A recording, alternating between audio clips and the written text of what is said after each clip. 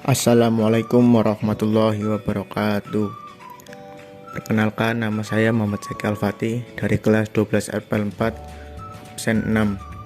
Di sini saya akan menganalisa film Sang Pencerah untuk memenuhi penugasan ujian sekolah mata pelajaran seni budaya.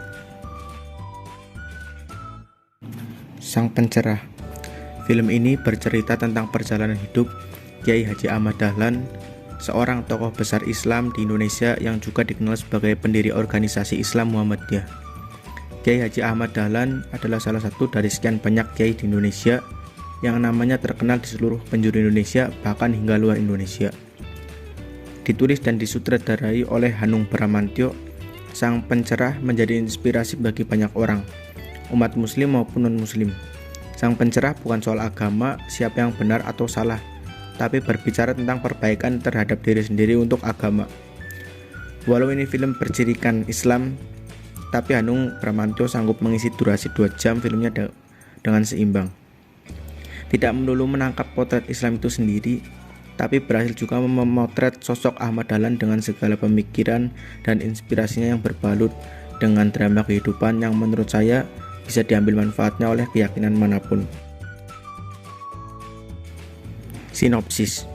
Lahir dengan nama Muhammad Darwis, si kecil Ahmad Dahlan sudah menunjukkan sisi kepeduliannya dan kegelisahannya terhadap pelaksanaan agama Islam di Kauman yang di matanya sedikit agak melenceng dari apa yang diajarkan. Anak dari Khatib Masjid Besar Kesultanan Yogyakarta yang lahir pada 1 Agustus 1868 ini semakin menunjukkan sikapnya yang kritis terhadap agamanya sendiri ketika beranjak remaja. Sampai-sampai Darwis iseng mencuri sesajen warga untuk dibagikan kepada fakir miskin. Darwis pun meninggalkan Kauman dan pergi haji ke Mekah sambil menuntut ilmu serta mendalami ajaran Islam. Sekembalinya dari Mekah, Darwis yang kini mengganti namanya menjadi Ahmad Dahlan melihat Kauman yang ditinggalkan selama 5 tahun ternyata tidak banyak berubah, termasuk ajaran Islam yang masih dicampur adukan dengan kebudayaan mistis. Ditambah para pemuka agama yang masih kolot dalam menerima perubahan, menolak semua yang berkaitan dengan Belanda dan melabelinya dengan produk kafir. Ahmad Dahlan dengan pemikirannya yang lebih luas, bijaksana, namun kadang terucap dengan sederhana ini berniat untuk meluruskan arti ajaran Islam yang sesungguhnya. Dia pun dipercaya menggantikan ayahnya yang menjadi khatib Masjid Besar Kauman dan mulai membangun surau di dekat rumahnya. Surau inilah yang akan menjadi pusat penyebaran pemikiran dan ajaran Ahmad Dahlan.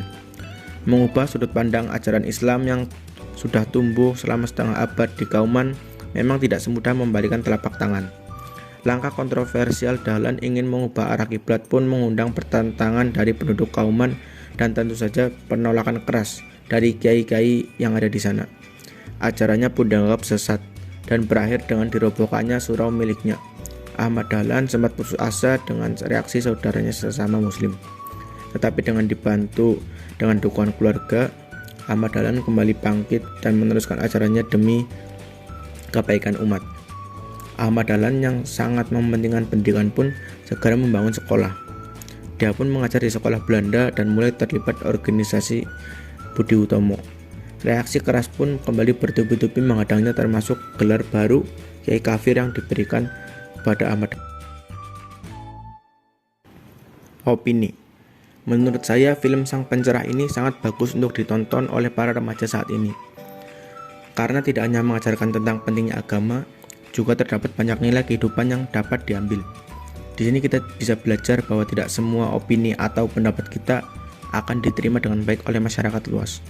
Tetapi kita harus yakin dengan diri kita sendiri dan berjuang untuk membuktikan bahwa pendapat kita yang diremehkan itu tidak sepenuhnya salah dan dapat menyadarkan orang di sekitar kita menjadi manusia yang lebih baik lagi.